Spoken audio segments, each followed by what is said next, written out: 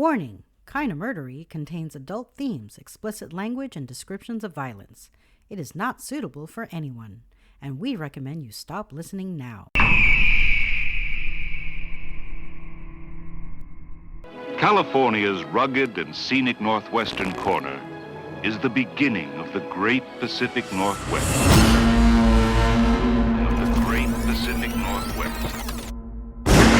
A region of untamed and primitive beauty. And the Humboldt County Sheriff's Department has now joined efforts with the Arcata Police. Growers living off the grid. Humboldt County also has the highest rate of missing person cases in the state. 60% of marijuana is grown in the United States. There's a lot of evil here. A lot of evil.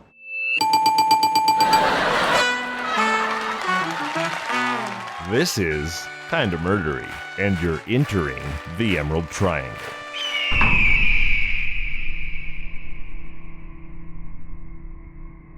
Wow, that was nuts. This episode of Kinda Murdery is brought to you by HellaDoge.com. Are you sick of social media companies like Facebook making billions of dollars off of your information and activity without giving you a dime? Well, HellaDoge pays out 80% of its profits to actual users in actual Dogecoin on a daily basis. All you gotta do is what you do anyway. Post, comment, like, and you earn actual Dogecoin. Get out of that Facebook game and get into the crypto game. Don't get hosed by Zuck. Get hooked up by HellaDoge. I'm on there and I can tell you what, it's fun as hell. It's like the Wild West. 2006 all over again, baby. Check it out. HellaDoge. That's www.HellaDoge.com. Proud sponsors of Kinda Murdery. Hey everybody, welcome to Kinda Murdery. Thank you for deciding to be here. I'm your host, Zevon Odelberg. You know, I never thought we'd be going back to a town, like maybe ever in a season, and certainly not this soon, but this show exists in service to amazing stories, and when I was researching for this episode, I found the story of a woman that I felt compelled to tell you about. And so today, we're headed back to the Trinity County hamlet of Weaverville, California. And we're going to talk about a woman named Isabella J. Martin. Now, Isabella Martin was a poisoner. She was a firebug. She was a munitions expert, a forger, a counterfeiter, and an abusive mother. In fact, if there was an evil demon's hall of versatile fame, she'd be Babe Ruth. I just want to say at the top that, as I always do, I discovered this story researching primary newspaper articles. But then after I'd done that, I discovered crookstour.com, and I wanted to throw a quick shout out to author Paul Drexler for his excellent summary of Isabella Martin's Murderer's Row of a Resume, written in 2018 and entitled Isabella J. Martin, the Queen of Grudges. But before we get into Isabella, I gotta introduce you guys to my awesome guest today. I am here with director and writer, great friend of mine, all-around awesome guy, Chris Peckover. Hey, Chris, how you doing today? Every day is the same, Zevon. Save me. Yeah. Corona happened and now you've gone full Janis Joplin on us. You're like, there is no tomorrow, man. It's all the same fucking day, man. Well, what's funny is all I can think about is the awesome days that Shannon is having right now every day. Because he, what's he working started, this is week 2 now, on him being in charge of building. Beep. This content censored due to confidential nature, which is too bad because it's freaking awesome. Yeah, no, but I do believe you're casting a movie, but I want to talk to you about that a little later in the show. Let's tease the audience with that, right? But right now, let's just go ahead and talk about good old Isabella J. Martin. I'm going to take you back to 1882, when a 20-year-old divorcee, Isabella Martin, moves to Weaverville, California. When she arrives, she has 2 children from a previous marriage. Her ex-husband is a man named Mr. Hoffman. Fast forward 4 years, and in 1886, she marries a wealthy mine owner in Weaverville named John Martin. In 1890, the couple's son, baby John Martin, is born. Also in 1890, the Martins' Weaverville home burns down, along with the town hall and the church. It's alleged that the new mother, Isabella, burned down the couple's home for insurance money, but nothing is proven. Now, in 1892, John Martin, the husband, dies, and the whole town suspects Isabella of poisoning him. In fact, suspicion and the town's general hatred of Isabella Martin is so strong that sometime after John's funeral and his burial, his body is exhumed, his stomach is extracted, and tested for evidence of arsenic poisoning. I would love to tell you that this was just a witch hunt, that she was just a strong woman and they hated her for that, so she must have killed her rich husband. They just resented her inheritance. But no, she probably killed him. So after his death, Isabella goes to San Francisco. He's buried for a bit, and then they decide to exhume the body and check for the poisoning. And when she hears that the body's going to be exhumed, Isabella writes a panicked letter to her son Henry Hoffman in Weaverville. She tells him to retrieve her secret papers from the Saratoga trunk, the table drawer, and the washstand. Further, she says that it is of vital importance to get everything from her safe and send it the next day to San Francisco by express mail. A lot of stuff is more expensive today than it was back in the 1800s, but given the infrastructure of rural Northern California, I have to think that an express mail package was a pretty penny back then. What do you think, Chris? What do you think a little FedEx overnight would have run you in 1896? I imagine it involved a lot of horses. Oh my gosh, seriously. I mean, we all know horsepower is just describing the strength of a car engine these days, but back then it's like you had to have horsepower to get from Weaverville to San Francisco with a dissected stomach or a bunch of secret papers from the washstand or whatever. So she tells him to retrieve her secret papers from the Saratoga trunk of the table drawer and the washstand. Then she says that it's of vital importance that he get everything from her safe and send it by next day express to San Francisco. She instructs her son to destroy her letter after he receives it. Now, you gotta wonder, what were those papers? And why did Isabella so badly need them to be secretly transported to her? We'll return to that. I'm expecting something like all work and no play makes me a dumb girl. Yeah, right. So what were those papers, right? Well, we'll get into that, but I just want to remind you of all of the areas of expertise that I ascribed to Elizabeth J. Martin at the outset, which is she was a poisoner, she was a firebug, she was a munitions expert, a forger, a counterfeiter, and an abusive mother. So in one of those descriptions, I think you might start to get a hint about what those papers might be about. So the inquest of her dead husband's body determines that he was not poisoned, that he died of natural causes. Although, I would just like to say it's the 1890s. I mean, I think medicine was still basically like, oh, he's sick, bleed him. Right. And beyond that, they buried the guy and left her moldering in the grave for some weeks before public sentiment reached such a fever pitch that they decided that they had to do an autopsy because she, perhaps tellingly, did not allow there to be an autopsy initially. Hold on, wait. So if she wasn't guilty, yes, or at least they didn't find any poisoning, why was she being so secretive about his autopsy and her letters and so on? That is a great question. The letter that I referred to came out later, months later, in yet another court case that Isabella is involved in. And so we don't know yet why she's being so secretive, but we're about to arrive there, and it has to do with forging a will.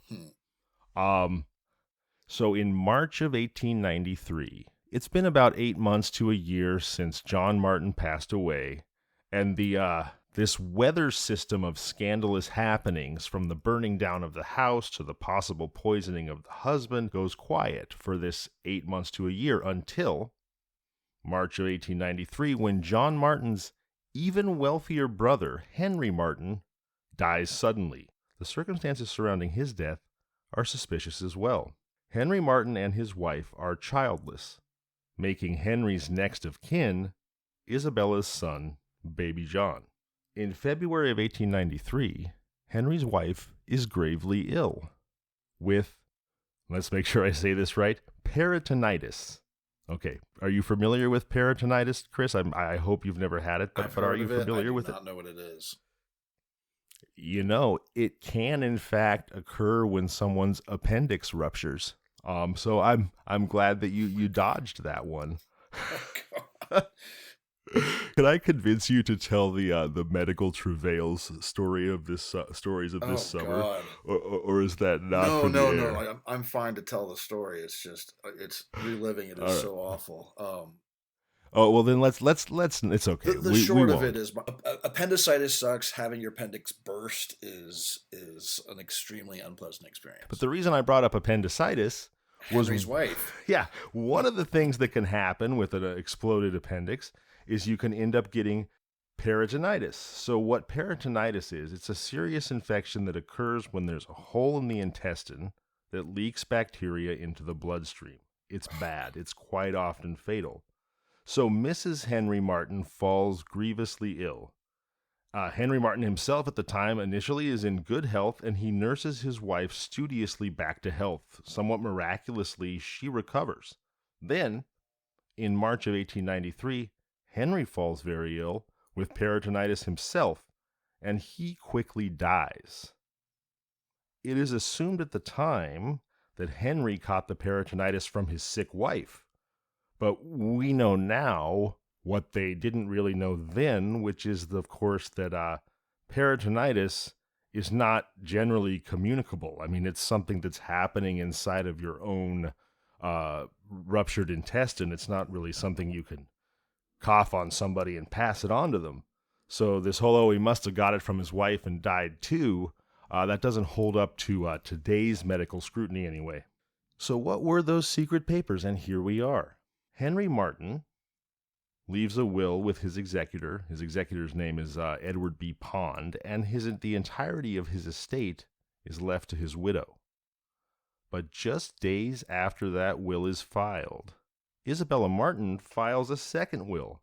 This one leaves 1/3 of Henry Martin's estate to Henry's wife, 1/3 of the estate to Henry's brother and sister, and 1/3 of the estate to Isabella's son, Baby John Martin. Well, as you might guess, this will is immediately contested by Henry's wife, by Henry's executor, and everything else. And Isabella Martin is so steadfast that it's a real will that she takes them to court to prove that it's real. And as part of those court proceedings, two things happen. She produces a series of 3 love letters in which Henry Martin proclaims his love for her, admits to the torrid love affair that he's had with his brother's wife, and to the fact that he is the father of Baby John Martin. So Baby John is actually Baby Henry. Oh my God. This is so dramatic. Mm-hmm. Here's the thing, though. A couple more things come out in this trial. 2 of them. Her will and the dramatic love letters are proven to be forgeries. Beyond that, and here's what I think she was hiding in the safe and the washstand and everywhere else, because I think she was gunning for Henry's money for a while, it is discovered that all of the original documents that support Henry's true will, the one that leaves his estate to his wife, they've all been stolen.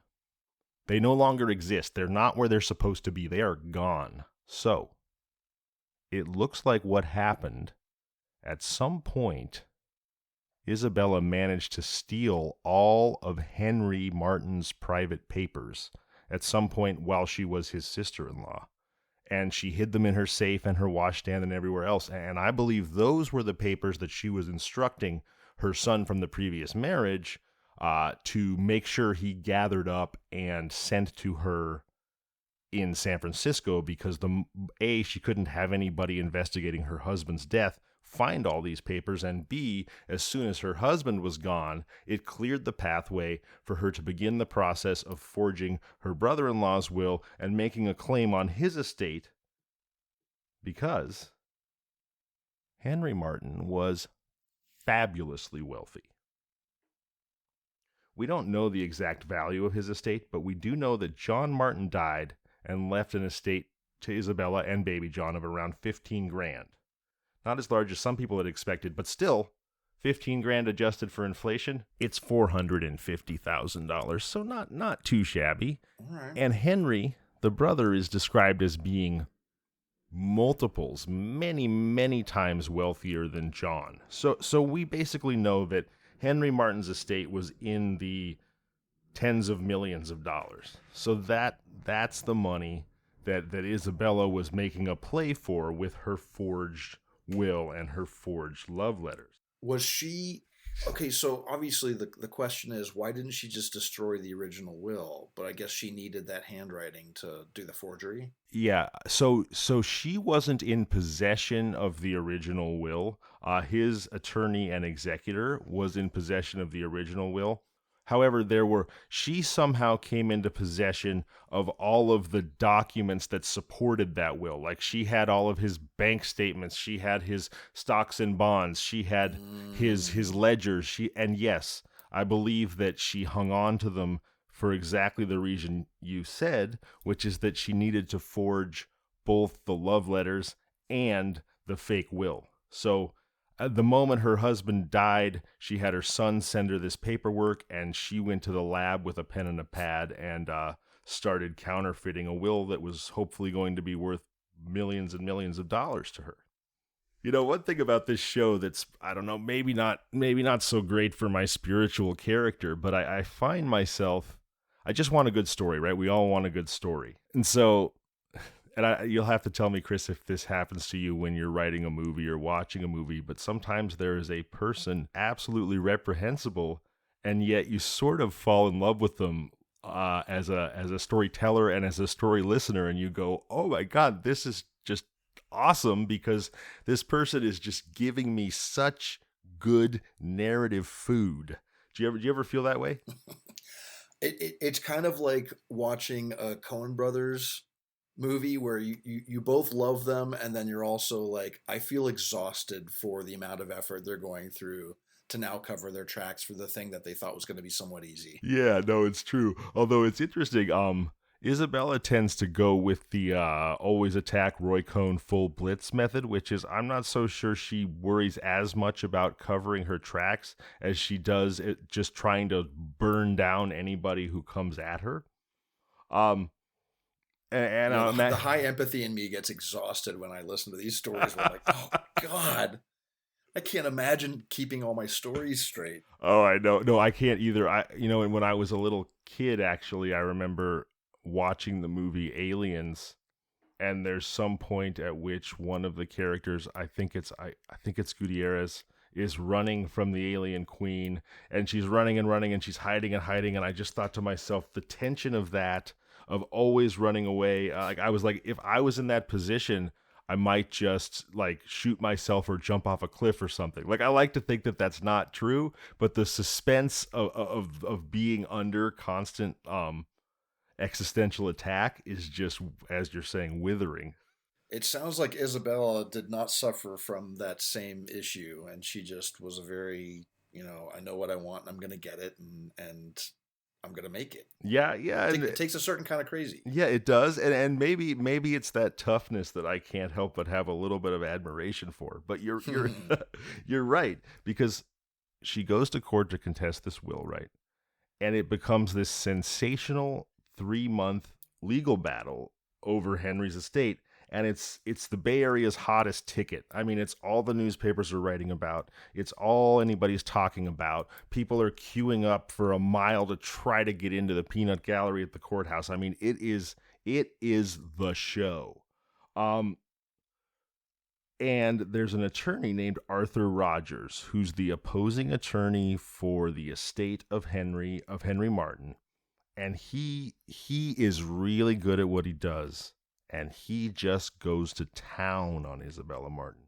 He shreds her reputation. He shows extortion letters that she had written to a wealthy man named Andrew Crawford, claiming that Crawford was the father of her child.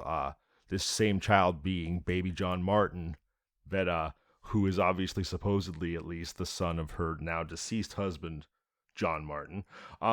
In fact, he went so far as to suggest that she was not even the child's mother, because he was able to show that she was at a racetrack betting on the ponies one day after she gave birth. Oh my God. Supposedly gave birth, yeah.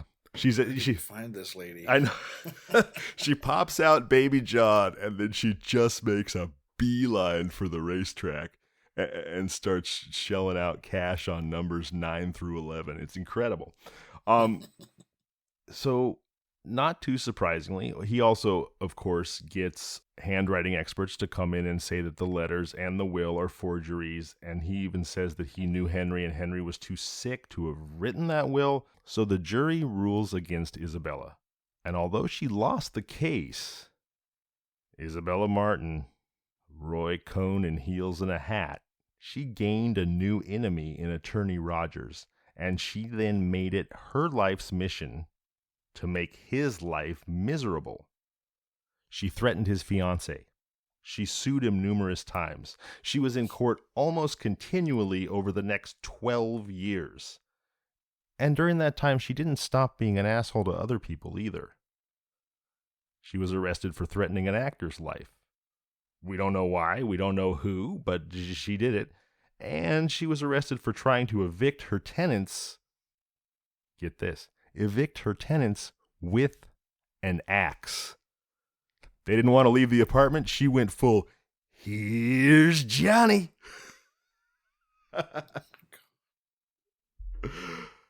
So you were a little clairvoyant referencing The Shining at the top, I feel like.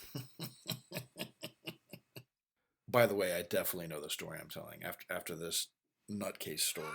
Great. I can't wait. And you know what? I'm so excited about it. We're almost ready for it. Let me just wrap up this sort of act 1 of Isabella's resume. So she's just kicked out her tenants with an axe. And then she was sued for non-payment by numerous hotels, grocers, lumber dealers, and by the Bay Area District Racetrack.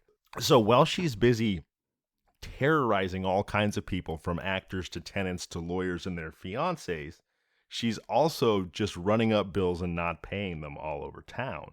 She's sued for non-payment by numerous hotels, grocers, lumber dealers, and the Bay Area District Racetrack, where she was the day after she gave birth to little John, apparently just like with a baby slung over her shoulder, waving dollar bills at the ponies. She didn't pay them either. So now she's deep in a hole of debt. And by the way, during this time, she kept initiating lawsuits against all kinds of people, and most often acting as her own attorney. And I think there's a populist lesson in here.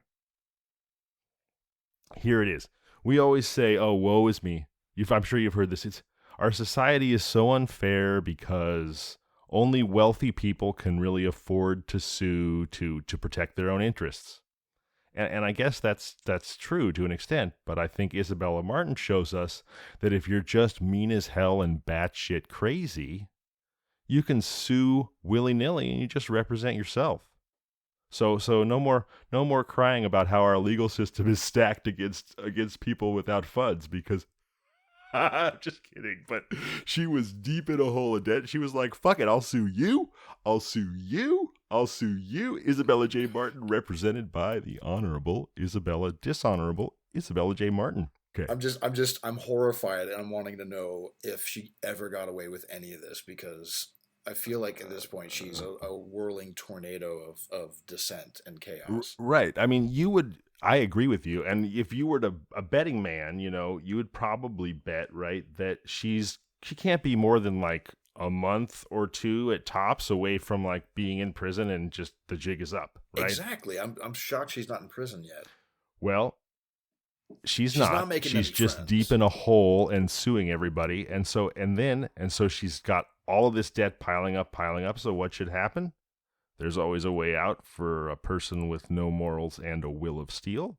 In 1901, 2 of Isabella's Oakland cottages burned down, followed by a number of suspicious fires in the area. The Westchester Fire Insurance Company refuses to pay her claim on the grounds that the fire was arson. It was.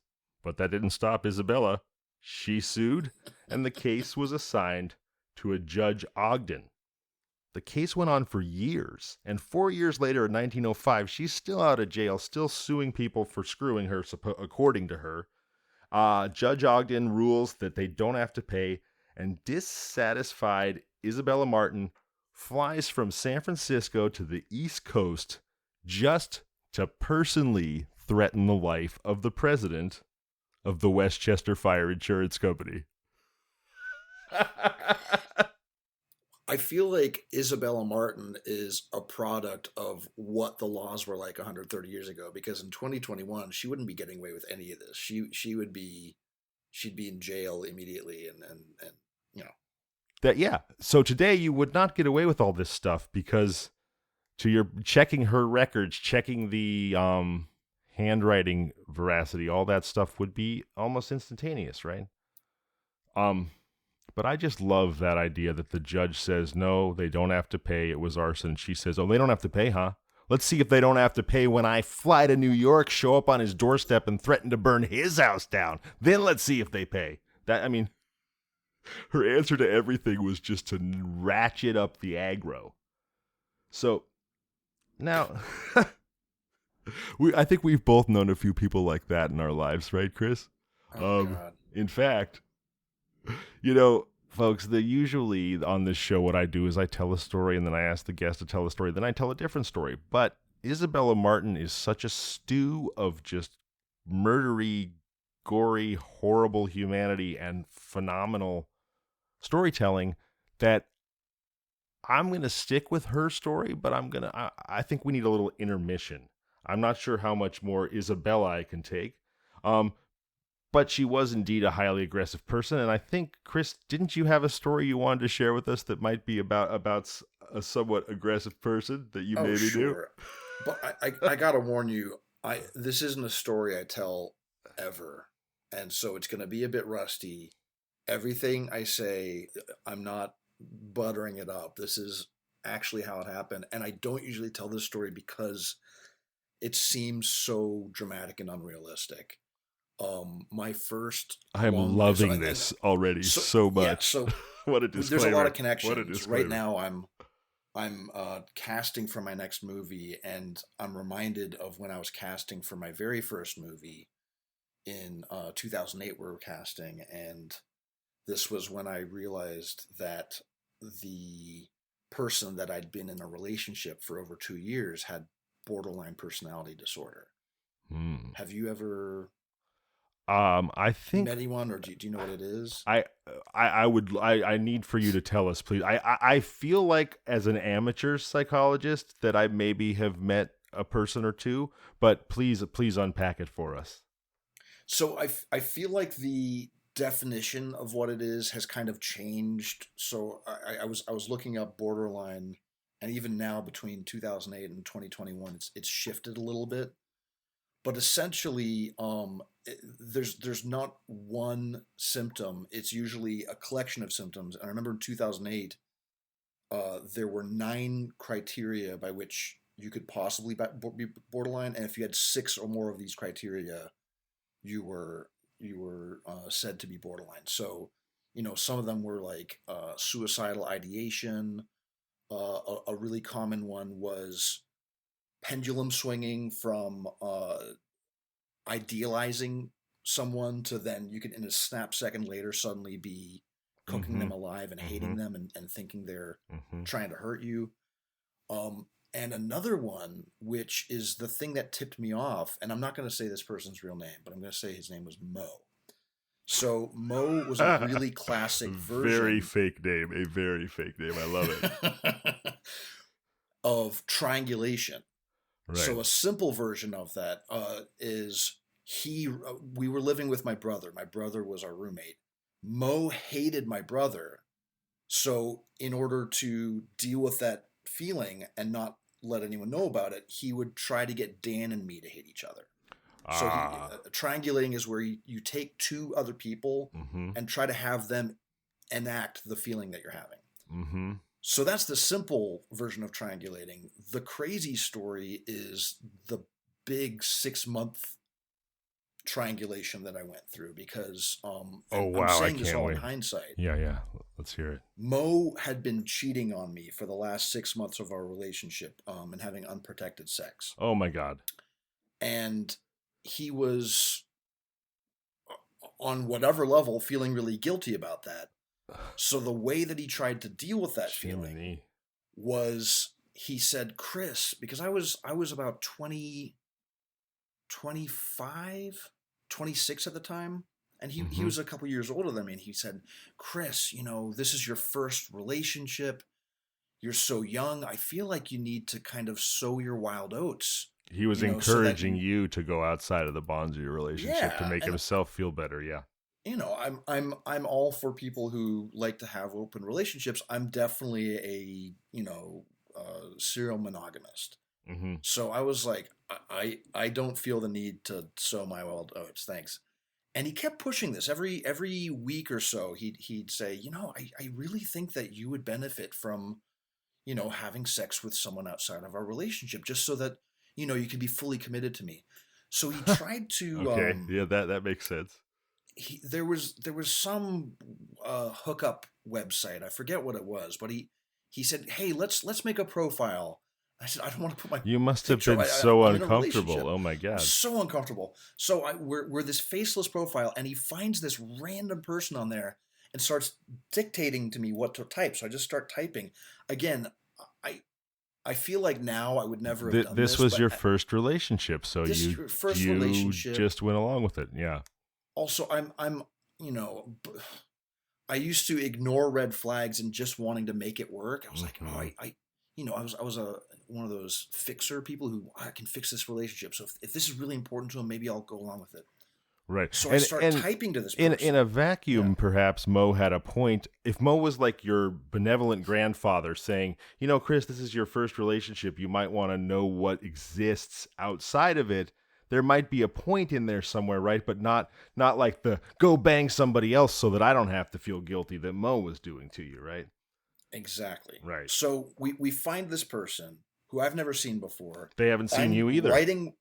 Right, and they've never. Well, it ends up. Okay. The plot thickens. So Mo's telling me to write this very racy stuff, and this person online is responding to it very positively. Yeah. From me writing, somewhat, like raunchy things. Sure.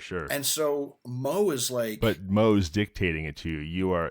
He's your Cyrano de Bergerac, so to speak. Right. I mean, he's no Shakespeare. I'm not exactly writing great things here, but this person is very responsive and saying we should get together. Now, again, I'm going to tell you this story in hindsight. It ends up, this is the person that Mo had been cheating on. Oh no, really? God, so they had a conversation about how I was going to hook up with, so this is true triangulation going on here. He's feeling guilty about cheating on me, so he wants you to hook up with his mister. I'm hooking up with the person that he is cheating on me with to then feel better about it. Oh my God, that's so insane. I have a question for you, by the way. This is an honest question. It was actually asked to me of my 10-year-old daughter asked me this question. She goes, and maybe there's an answer, and I think if there is, you might know it. She asked me, she says, Daddy, if a man is cheating on his wife, that woman is called a mistress. Well, what if it's a man? Is there a name for that?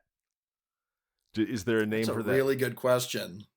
Because I was like, is it a mister? Like, what? Like, what do you call that?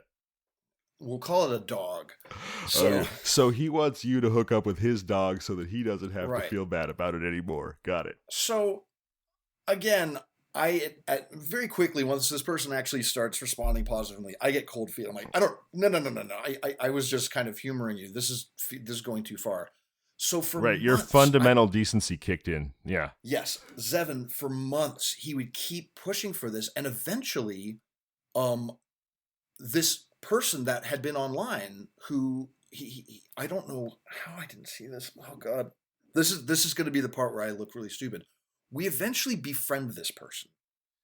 And I'm talking about like go to see the movies or go out to the bar. I think that's what it was. We ran into him at the bar. We're going to call the guy Devin.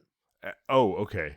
Sure. Okay. So we run into Devin at a bar, become quick friends. He's a very charming person. And, we go to the bar, we go to the movies, nothing more or less. I'm gonna cut right to the night that's insane. So it's Friday night.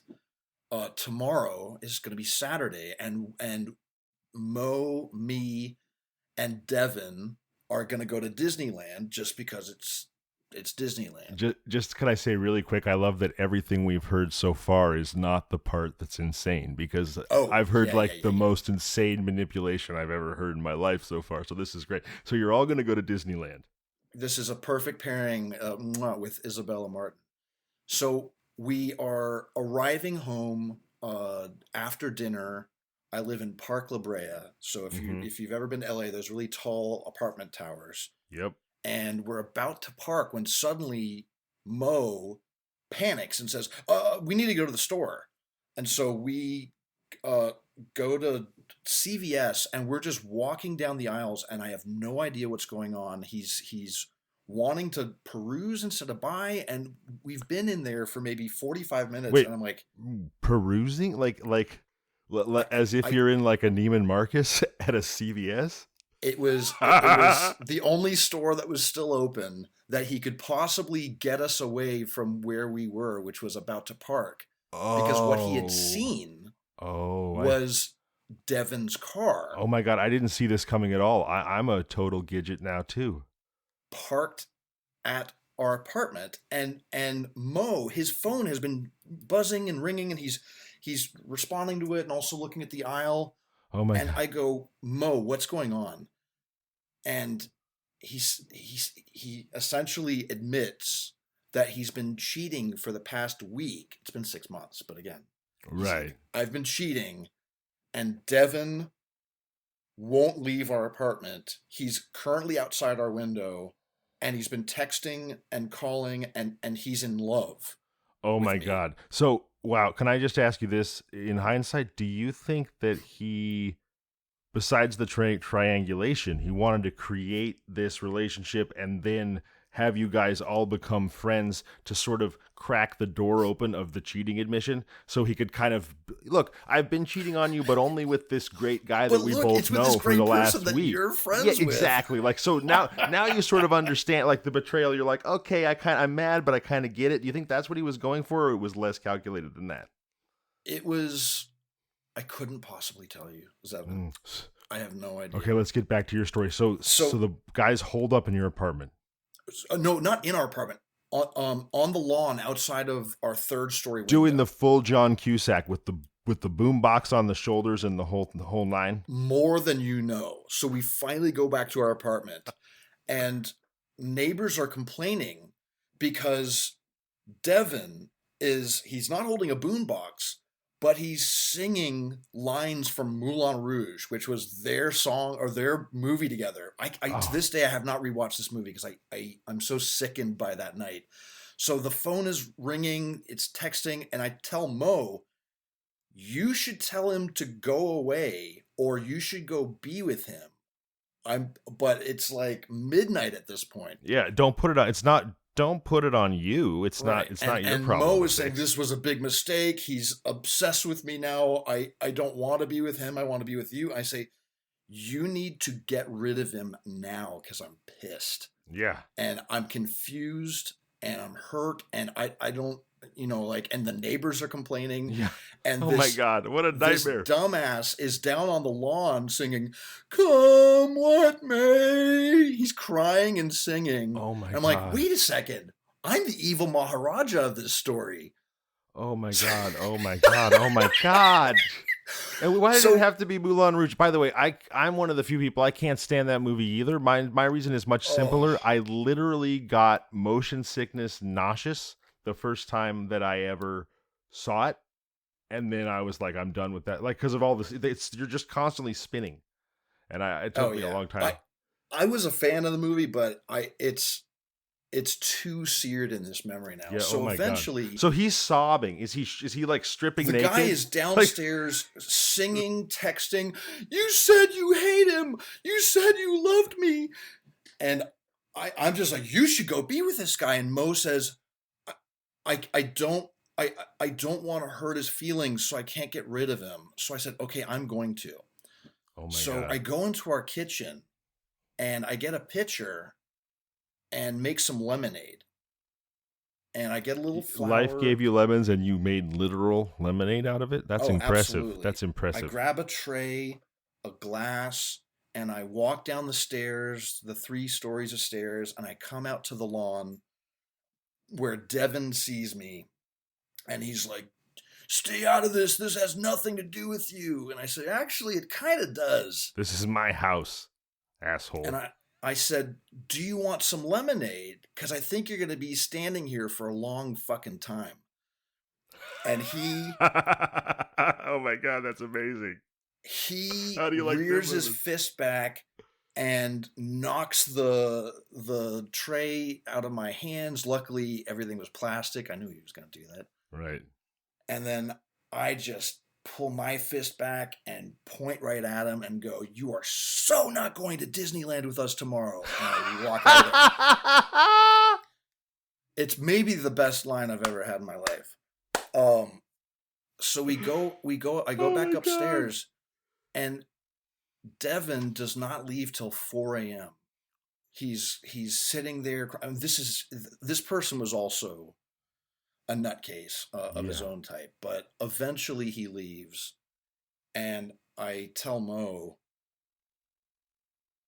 okay, so I don't know how to make this continue, but I'll say this much. If there's any chance of us being able to get through this, you have to cut all ties with this person. He's nuts, and you weren't willing to get rid of him, and so this is 26-year-old me. Right. 39-year-old me would be like, get the fuck out of my house. Right. So he agrees. Oh, no, you're right. I should never talk to him again.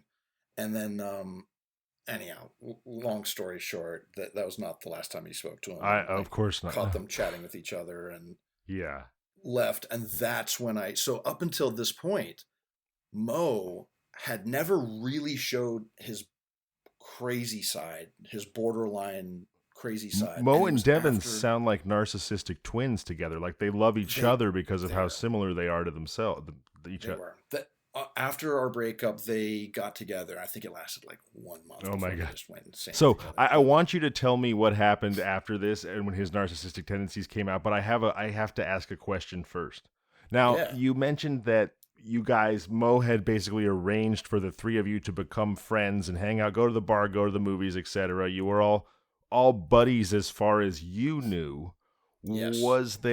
Can you pinpoint an inciting incident? Was there something that happened that was the reason that Devin was on the lawn weeping, singing Moulin Rouge on that night and not a week before or a week later or anything like that? They hid it from me so well. I imagine, because I worked all day.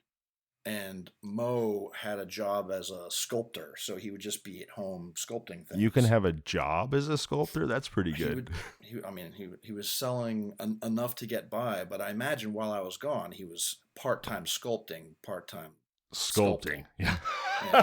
So I don't know when they would get together, but I wasn't home. So it was. I had a normal job time. There were no clues until, at least not for 26-year-old you, until this was like happening in real time on your lawn in front of your neighbors. That's awful. I imagine Mo was, trying to get a fan club and talking about how terrible I was, which would then, validate their relationship. Anyway, right. So after this, you said he stopped trying to hide all of his terrible behaviors from you. Then all of the borderline stuff came out, and he ended up stalking me on and off for the next 5 years. Oh my God. And on a weekly basis, our front door would get egged. Eventually, again, my brother and I moved out. Remember, we were roommates, so we moved to a different place. We both had white cars, and my brother's car got broken into and vandalized, and all the locks were jimmied with a screwdriver, so none of the locks worked, and the windows were smashed. Oh my God! And it ends up Mo had gotten Devin to try to get my car, but had mistaken which car was which. Oh wow, he even sent his little hatchet man out to do his psycho dirty work. What a piece of shit. What a pussy. Total piece of shit. Oh my God. So eventually I move and and I change my address to a P.O. box so I can't get found.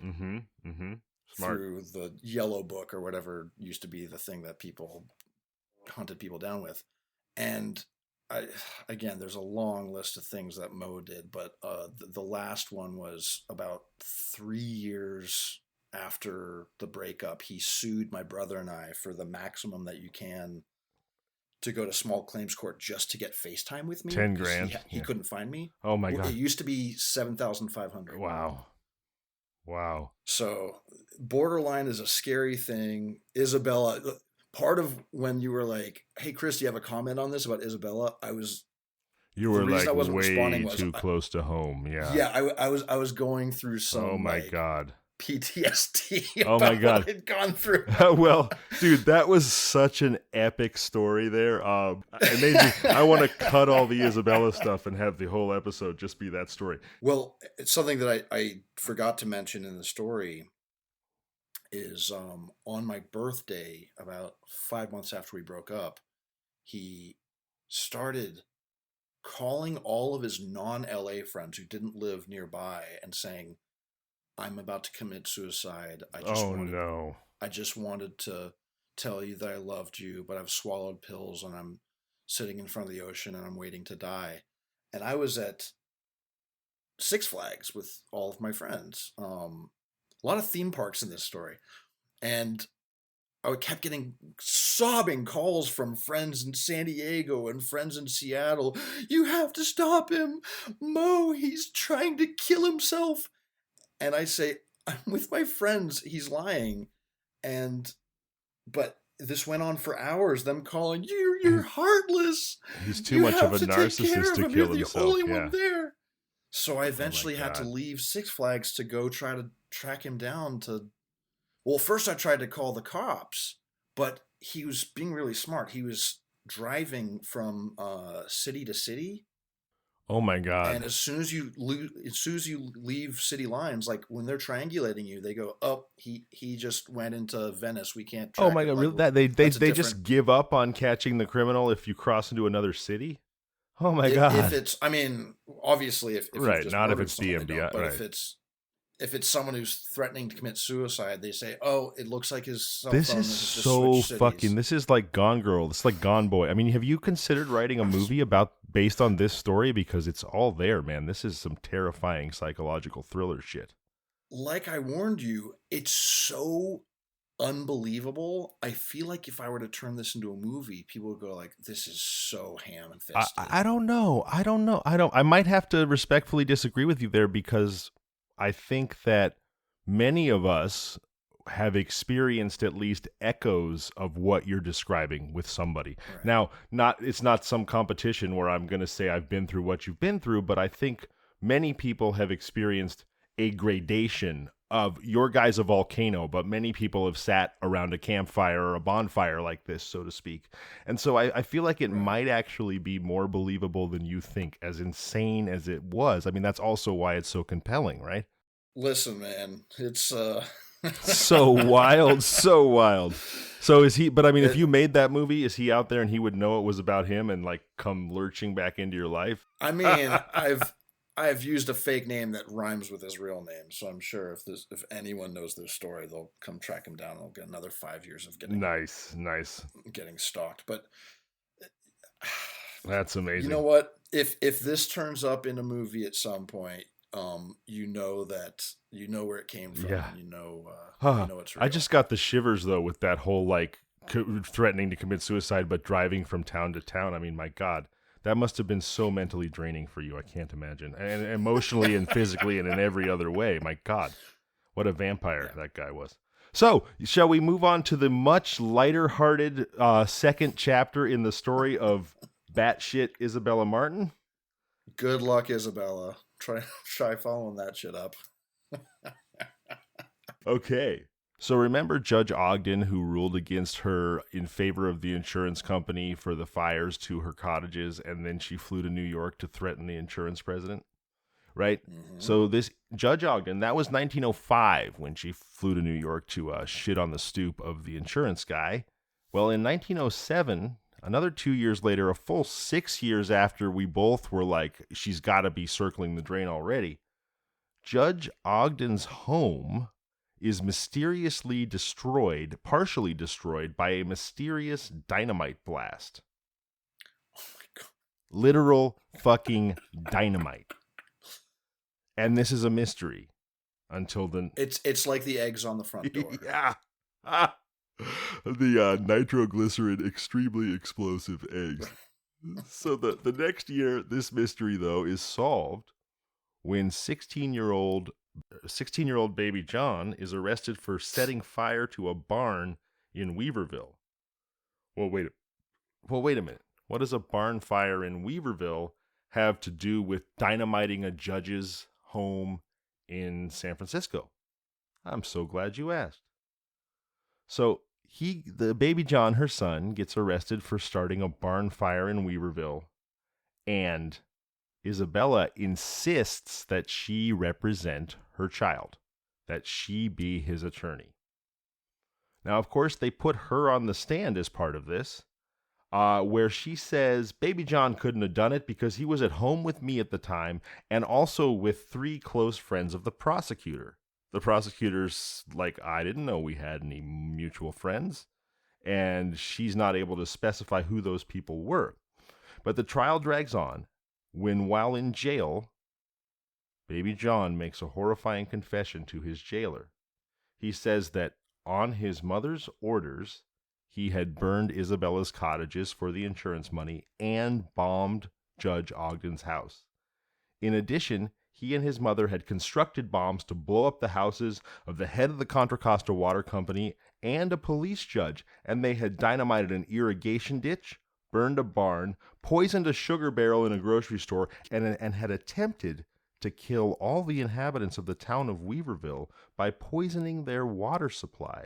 For 6 years, baby John, under the threat of constant beatings from his mother, one of the townspeople said they saw her break his nose, had become the instrument for settling her many grudges. And he was able to take authorities not only to numerous caches of explosives, but to actual functioning bombs that had been hidden or stowed in various locations for later use, like a full-on evil Guy Fawkes. Oh my God. Mm. Yeah, no, she's winning story time again. Yeah. Oh my God. So by the way, so she then gets arrested and put on trial for the bombing of Judge Ogden's house because baby John is a minor. So she then claims that her son was in fact adopted, says he was the son of a European countess. She blames all of his crimes on her son's heredity. She calls him a degenerate and says that he's never had anything but good advice from her, and she describes him as having been insane from early youth, saying that her son, baby John, wanted to be another Harry Orchard. She throws her own son under the bus. So hard. And Harry Orchard is a man named Albert Edward Horsley, who went by the pseudonym of Harry Orchard, and was a minor convicted in 1905 of the political assassination of former Idaho Governor Frank Steunenberg. It was one of the most sensational cases at the dawn of the 20th century. So she says, my son's always been this way. I'm just a poor, bedraggled mother who's done everything I can to help him, but he wants to be another Harry Orchard. So Isabella conducted her own defense with her usual fury, and basically, while all of her court-appointed lawyers did anything they could to wriggle out from under being her defenders. In fact, her trial was delayed multiple times because literally they could not find an attorney willing to stand up in front of a court on her behalf. Wow. So, freed of his mother's influence, baby John returns to Weaverville and emerges as a popular kid. He's an honor student. When he graduates, he becomes a minor and he manages what's left of his mother's property, and by all accounts is a great guy and well-beloved in the community. She is convicted, sentenced to life in prison. Her entire time spent in prison is appealing her case. She does manage to get another trial, but the verdict was the same. And she stayed just as furious and just as abusive all of those years in prison. In fact, she threw a bowl of hot soup at one of the prison matrons and crushed her trachea, and another one she managed to kick in the head to the point of unconsciousness. After these attacks on the prison matrons, she was committed to the Napa State Mental Hospital, where she died in 1929. And that's the story of Isabella Martin. Beautiful stories. One about sociopathy and the other about borderline, which is one step below that. Oh my gosh. That's wild. Wow. I'm glad it ended well. Yeah. Yeah. I mean, not for her, but for everyone else. Yeah. Except for all the people that she poisoned or burned down their homes or threatened them with axes or what have you. But, absolutely. At least she did, I guess, get a bit of her just desserts, although it's pretty remarkable to me how there was nothing in the world that could happen to her that would cause her to alter her modus operandi in any way. Like, put her in prison, she's like, I'm still going to beat your ass. I'm still going to get a new trial. I have to say that there's a part of me, as much as I abhor her actions, that sort of can't help but admire her tenacity. I think when she threw her own kid under the bus the way she did, that was, that's sociopathic behavior. Oh, that's yeah. Someone who regards even the closest people around them as objects instead of people that they love. So even Mo wouldn't have done that. Yeah. Well, you're right. When I say admire, I guess what I mean is imagine if you could take that level of tenacity and put it behind a good cause. Like this person never gives up. The chips cannot get down far enough. She will find a way. That just gave me a shiver. Right. God. We call that pluck. Yeah. She's got. It takes she's like a Terminator robot. She's a 19th century. We need a hydraulic press to crush her skull. It's the only way to stop her. God. Oh my God. All right. Wow. I love her tenacity like a Terminator. Yeah. Right.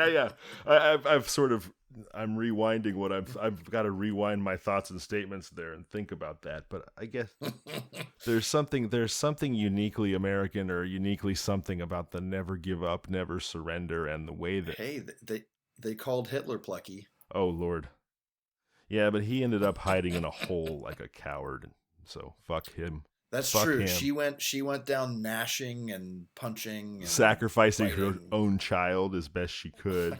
Oh But see, I also feel like, for what it's worth, that once she did that everyone would have had the same reaction you did, and I should say you and I did, which is, once she was chucking her child under the bus, then no one's going to believe anything. Like, they're just going to have they're like, okay, we get it. You're just a psycho monster. Everything you say is a lie, and you have no human emotion.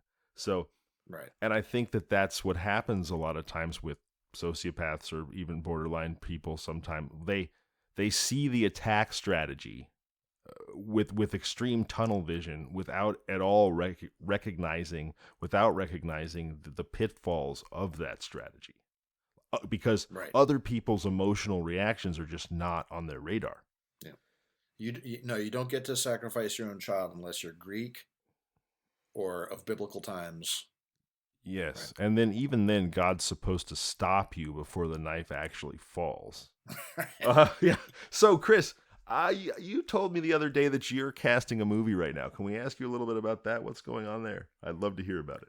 Well, it hasn't been announced yet, so I don't know if I can even say the title. The Untitled Chris Peckover Project?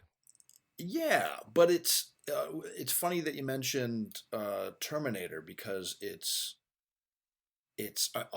I'll say it's somewhere between Under the Skin and Terminator is probably the best mix between the two. Did you ever see Under the Skin? I didn't. Please tell us about Under the Skin, because I bet you not everyone knows Scarlett Johansson plays a woman who drives around in a van in like the UK, and she stops eating cheese down by the river. Sorry.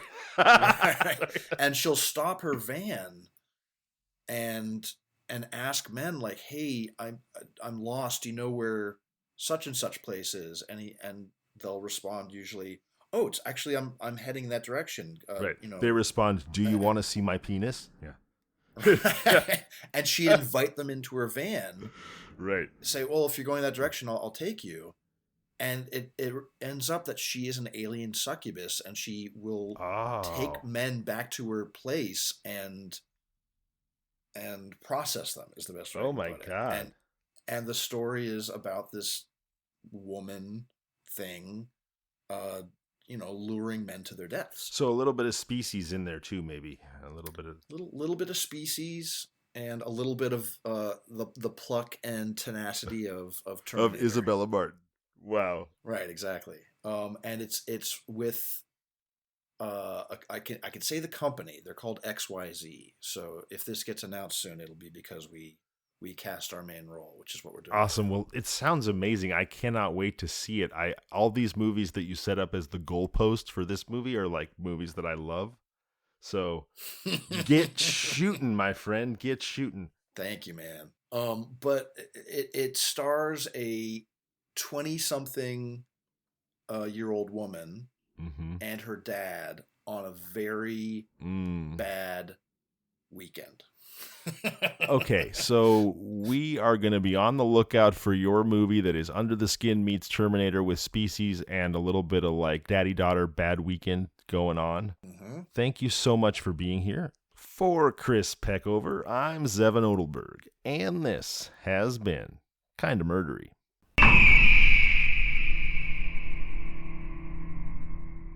Kinda Murdery, The Emerald Triangle, is created, researched, edited, produced, and hosted by Zevon Odelberg, with opening theme by Niall Madden and art by the Gin of Lang.